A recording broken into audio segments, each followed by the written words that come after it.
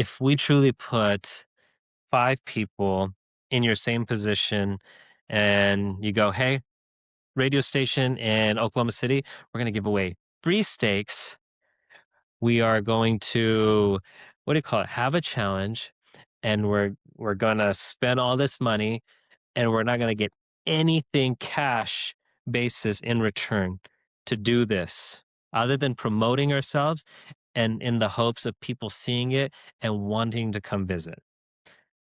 I would tell you at least 4 out of 5 would say, that's crazy. You're losing money. Why in the world would you ever consider doing something so crazy and giving that even a shot? What did you say? Would you agree? Would you not agree? Well, the one thing about it with the 72-ounce steak, people say, oh, they're going to beat you. You're going to lose so much money on that, just like what you're saying. But really, we want the contestants to win. We are so lenient on checking to see if it's fat or if it's not fat, if it's eatable or not. We want them to win because that $23, $24 72-ounce steak that we have, if that thing is consumed and they win and they get their world's most exclusive club, the 72-ounce Steak Eaters Club, that certificate goes up next to their Harvard degree on their wall in their office. I mean, it's that important to them. People keep that thing. I've got stuff from 65 years ago. People send me a Christmas card with a picture of their certificate every year. And I'm just going, this is great. We want them to win because with them winning, that promotional value of them winning and telling thousands of other people that they have successfully eaten that steak and beaten their chest, how great is that? There's nothing better than that. If they don't eat it, you think they're going to go tell their friends, I didn't eat it. I got sick and threw up all over my t-shirt. No. If they do it and they go tell all their friends, there is not a dollar amount that I can put on that advertising value of those people doing that. That's the best form of advertisement you could ever have. And the neatest thing about it to me, that's still to this day that Danny, my brother, and I look at, even the boys look at, is on the comments when they get to sign the wall that says that when they did it, and the very last is comments on it. 80% of those says that was the best steak I've ever had in my life. So many people tell us that, we thought it was going to be a big, gristly, bony thing. They said that was a wonderful steak, that was so good, just too much of it. But it's so nice to hear people say that that steak was so good in the comments that they write down. We have it in writing that they always say that. So many naysayers do you have that say that is that is the that's a dumb idea? How many times have you heard, based off of the different methods you use to do marketing, how often and how much have you heard that that is a dumb idea? Don't do that. Don't embarrass yourself. Or, hey, that's just, throwing money down the drain. How many times and how often have you heard that? Too many times, and you can tell the people that do that are unfortunately the people that usually check in and check out, and they sign their check on the back side, not on the front side. And it's people that don't appreciate or really understand why would you do something like that? Why would you give that away? And it's fine because the world needs everybody's angle on that. And it also sets up the contest. It sets it up. It makes it that much more special for the winners. So would you agree that if you were to give advice to somebody, that when you hear people naysaying an idea that is unconventional or something out of the box, what would your advice be to somebody about something like that? Is you've got to kiss frogs. You've got to kiss the frog because you never know. Don't ever say it's a bad idea until you know for sure that you've seen a disaster and it's not going to happen. But it still changes. I mean, people saying it'll never happen is it's great. It's just like the two salesmen that went down to Australia to sell shoes to the Aborigines. They go down there and the guy sees what's going on there and he calls his boss back and he said, bad news, boss. Aborigines don't wear shoes. The other guy calls back and says, boss, great news. The Aborigines don't wear shoes. So it just really, Perspective. yeah, yeah. Hmm. So what are your kids doing to continue the family legacy of, on the marketing end? What are they doing unique that your father did, you've done, and now it's their opportunity to shine? The one thing that they're continuing to do and the understanding is that the internal marketing, the food and the service is very, very, very critical. Danny's other son, Jordan, is very talented and he's developing into that person with the internal marketing, the food and the service. Yes, it's not as glitzy. You don't see yourself on TV. It's not a thing that you think, but when you're in the position like the position I'm in as far as the external marketing, you don't look at it as my picture in the newspaper or me on TV. You look at it as part of your job. That's what you contribute. And I don't know if very many people understand that the people that do this do when it comes to the being with television, the radio, newspaper, internet, or whatever, it's not about seeing your face and beating on your chest and having an ego about it. It's about accepting that as part of your job and making that better because that's going to make the restaurant better, how good you do on that. So you don't ever look at it like that. And you have to keep the sincerity about believing that. You cannot let it go to an ego thing. It's not about ego. It's not. It's about the Big Texan and how what I can do to project makes the Big Texan better, makes people think better about the Big Texan. And that's my job, and that's the one thing that the boys have got to understand on that, and they do, is that it's not who's gonna be on TV or who's not, or who's gonna be in the newspaper or known for this. It's about their job, about what they have to do and the responsibilities, and how important that is to the mix of making the Big Texan product what it is. Mhm.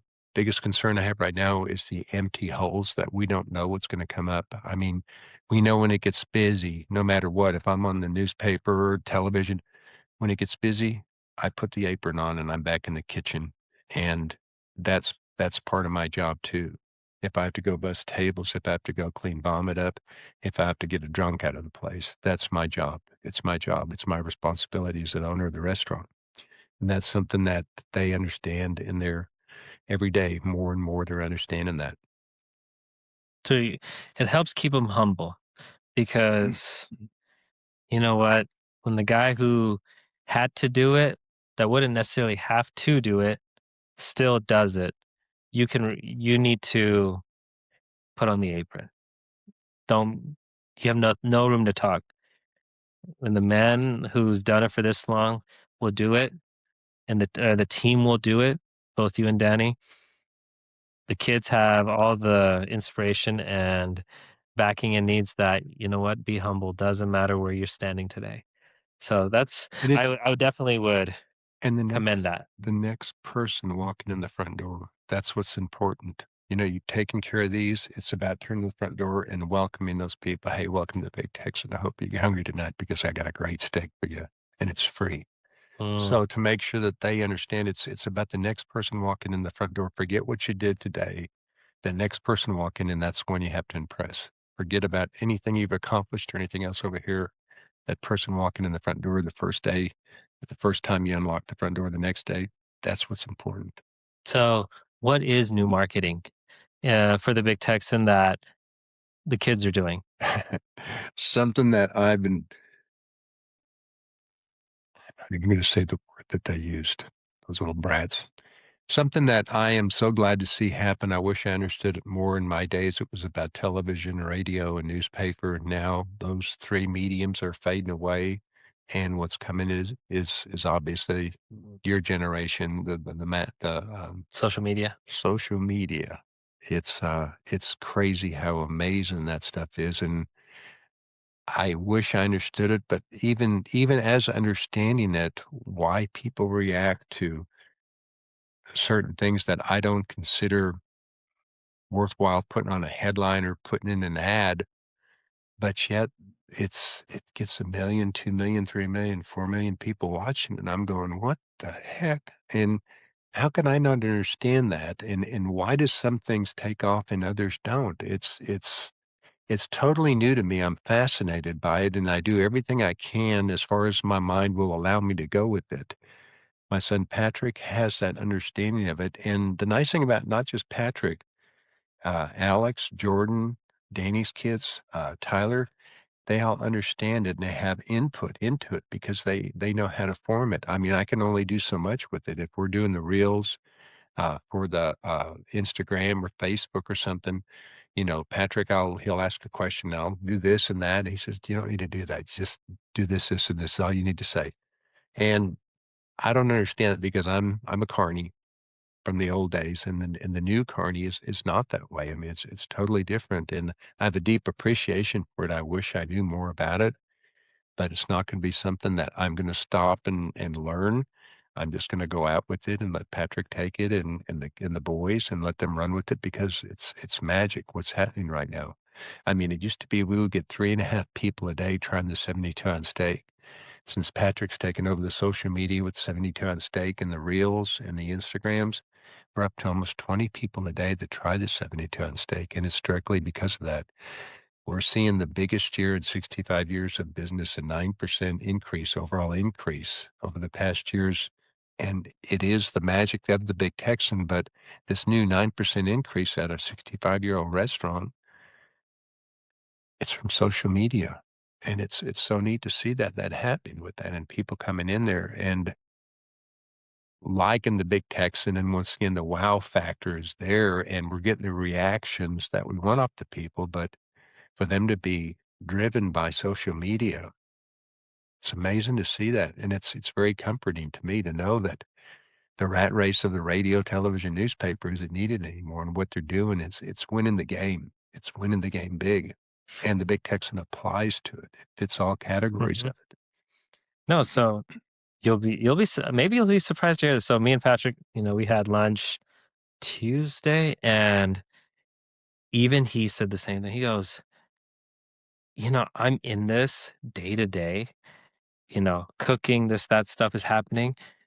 And half the time, like, I don't understand the reason why this video might do well or can do well because I'm in it all the time. I was like, because same way, like, I look at something, this seems mundane. I do this on a day to day, but someone who's not part of that, the allure of the fire, like a big steak. You see a plate, and then all of a sudden you put the steak on it, and then the plate's missing because the steak is so big and it just covers everything. And then you jump over, and then you see a big fire that you lit up because that steak is just lighting up and it's sparkling because of all the seasoning you're dropping into it and things of that nature. Like that is the new. Even I get stuck on it. Okay, I saw one of your videos where a professional eater, a guy who eats steaks. I think he ate like two of them maybe. And I mean, he just. I watched it 6 times, and I'm like, what am I doing? I know this guy, and I know, and like, there's plenty of these things and whatnot, but there's something about it. You're just like, the guy just put down a steak that was on a plate that you couldn't see because the steak was too big to cover the plate, where they have to get extra plates and things just to put the rest of the sides in because you don't realize that you're not on a slab, you're actually on the plate and you're eating it.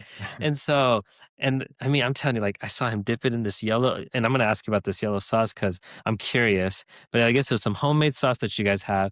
And I mean, he inhaled it, and then just to confirm it with every, he opened his mouth, so like it's all clean. And I'm like, and I couldn't stop. I watched it like 6 times, and I go, why am I seeing this again?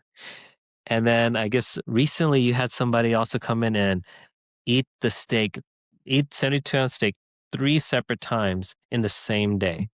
Yeah, And I was just like, how can you not see something like that? It's so unique. And it has to do with good food.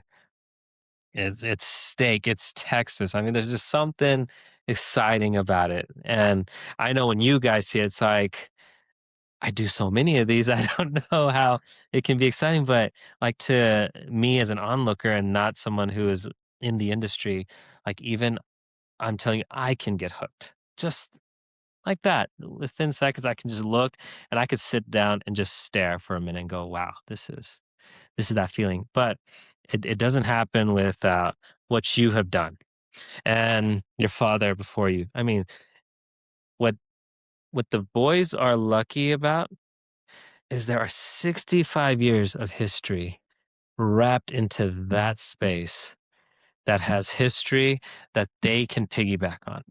Now, with that said, and piggybacking it, have you guys or have any of the boys wanted to venture outside and do more while still tying in with Big Texan or being still working within the Big Texan?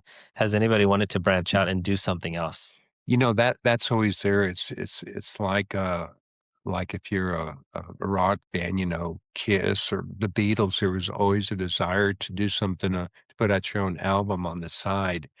And several times Danny and me both have done little things on the side, Starlight Ranch, but that was more appropriate for the Big Texan. At one time he and I, 20 years, we did an annual haunted house at the Big Texan, which was got so big that we had to move to downtown Dallas. And it was a what we call a panty drawer business, panty drawer money business. And it was one of those things that we didn't do it for business. We did it because it was October. It was a slow season.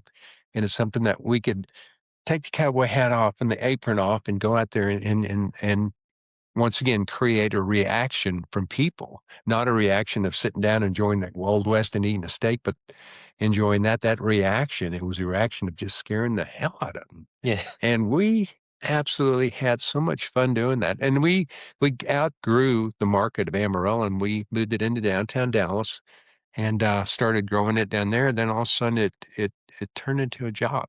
We allowed investors in and one or two of them were CPAs, and it turned into a job. And we thought, wait a minute, that's great. It turned into big business, but we thought to ourselves, that's not why we did the thing. It was a big do it, big Texan, and we're downtown Dallas, and we're having to explain why we went and got a bottle of whiskey and we're drinking it while we were working. It's that's not why we did this thing. We did it for fun as a kind of a side album to the Big Texan, and our own solo album. And we've done other things, little things like getting off with, we got involved with baseball one year. We knew nothing about it, but we wanted the concession of the baseball to sell hot dogs and beer at a high price. And we did that for a while, but once again, it was just more of a distraction. And once again, the need to, you know, keep your eye on the bouncing ball, keep your eye on the bouncing ball. So there's been little ventures we've done in and outside, and there is always some concern about one of the boys wanting to do this or that, but if it can be directly linked back to the Big Texan, which makes the Big Texan a better product, that's the litmus test for these ideas on outside projects. One of them wants to go in and put bamboo shoes for sale on the corner. It's not going to benefit the Big Texan, but they don't need to venture shop in that because what they've got, I mean, it's a big swimming pool and you're a lifeguard all the way around that thing, and you have to give your attention to that. If you turn your back, you lose concentration on what needs to be done there. Hmm. And in their position they're starting from, this is scary and something to think about that I do every day is that when we got the Big Texan, it was it was we didn't have any money nor and we had a great amounts of debt. I mean, ever since I can remember the Big Texan, we've always been in debt. And the next transition of ownership, known as the third generation, is it's not that situation at all. There's no more. We have everything to lose. We had nothing to lose when we took it over. We had nothing to lose except the Big Texan itself. This different situation. They have everything to lose on it, and I don't know if that's a good or bad thing. And then time will tell on it. I mean, it's once again, it's the idea. I remember watching a movie one night, and there was a pirate ship that was sailing up to this big Spanish Armada boat, and the captain of the pirate ship got the cannon and shot it through the bottom of the boat. So, guys, you got one choice, and that's to win against that huge boat. Jump off this boat because it's sinking and take that one over. And you didn't have a choice but to succeed on it, you Yeah. know. And that's always been our attitude at the deal. And I do have concern about the kids being in that kind of position that, well, we can sit back, but you never want to sit back because, like I said, it's about the next person walking in the front door. Forget what you got. You have to take care of the guest, and that guest coming in the front door in the morning. That's where you gotta put your emphasis in making sure they're happy. And once again, the energy of those people walking in, and you Yeah. see it in their eyes, they're just going, that's what gets you. That So gets you going.